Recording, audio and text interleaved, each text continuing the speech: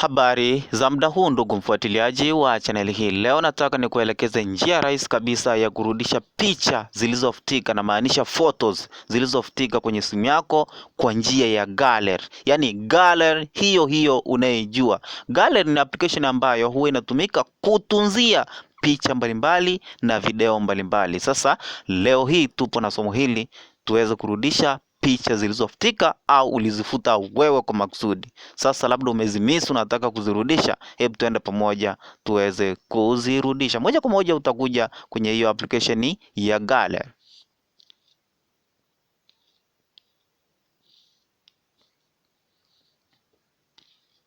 Bila shaka unaiona hiyo hapo. Utaifungua kama hivi au utaiopen. Ukishaifungua app yako, kuna vimistari vitatu viko hapo upande wa kushoto. Utaklik sehemu nilimonyooshea mshale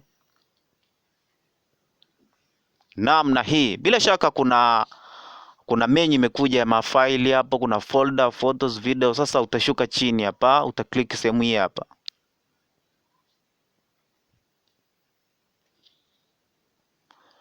Bila shaka umepaona hapo sehemu iliyoandikwa scan missing files.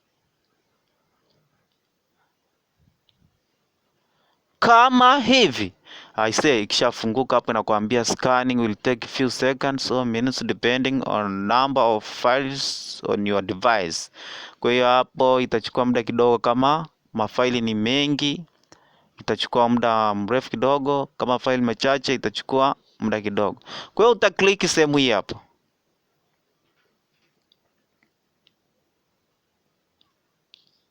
Hii hapo.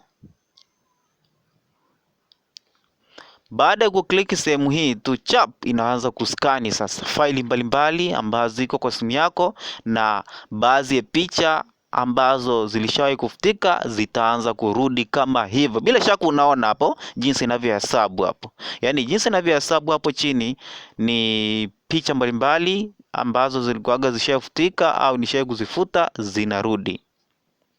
Kama hapo inakuonyesha cropped image.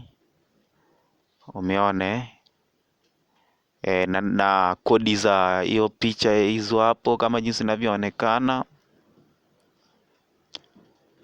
Kwa hiyo hivi itaendelea kuskani. Kama picha ambazo ushawahi kuzifuta ni nyingi, itachukua muda kidogo. Kama picha ni chache, itachukua muda kidogo. Unaona hapo hata picha ambazo zishawahi kutumwa kwa njia ya senda. Alafu nakumbusha, njia hii itarudisha hata picha ambazo ulishawahi kutumia kwa njia ya WhatsApp kisha ukazifuta. Alafu hata kama sio hivyo tu, hata wewe ambazo ulimtumia mtu yeyote. Maana yake kama unamtumia mtu picha, usije ukafikiri picha hizo huwa hazijisave. Picha hizo huwa zinajisave. Unaweza ukazikuta muda wote. Sasa unaweza ukaenda pale kwa faili za WhatsApp ukazifuta, zile tunaziitaga faili zile pale, sasa utazifuta. Lakini hapa ni njia rahisi kabisa, ilikuwa inakuonyesha picha zote zitarudi kabisa, ndio utaanza tena kufuta upya. Utachagua za kufuta tena upya, au sio? Lakini leo nilikuwa nakuonyesha njia rahisi kabisa ya kurudisha picha zilizofutika au ulizifuta wewe mwenyewe.